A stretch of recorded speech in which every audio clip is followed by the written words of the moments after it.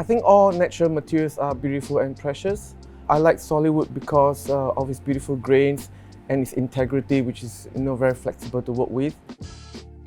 The American hardwood species work for this life cycle collection because it has a few underutilized wood like maple and cherry that they themselves have interesting colors and veins. And this doesn't just make the design more interesting, it's also better for the environment since we are using the timber that grows naturally in the forest.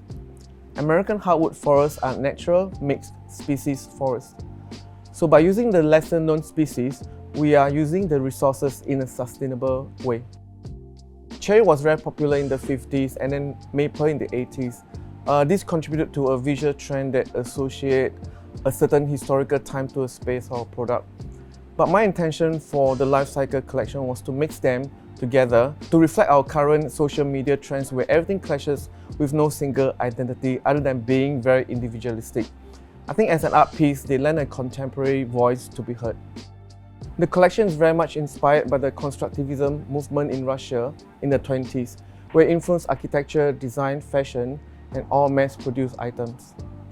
The idea of constructivism is to create works that will make the viewer an active participant of the artwork, which is crucial for the project as we want to inform the audience how this pieces came about with a sustainable angle in our design and production.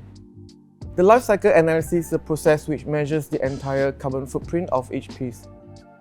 When making the pieces, the manufacturer actually recorded all the timber inputs in addition to the time spent on each machine.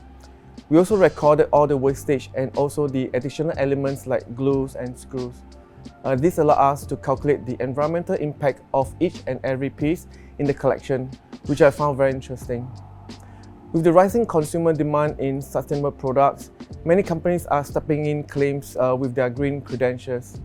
But it's very rare to get such an objective viewpoint on the environmental impact of a product, which is what LCA achieved.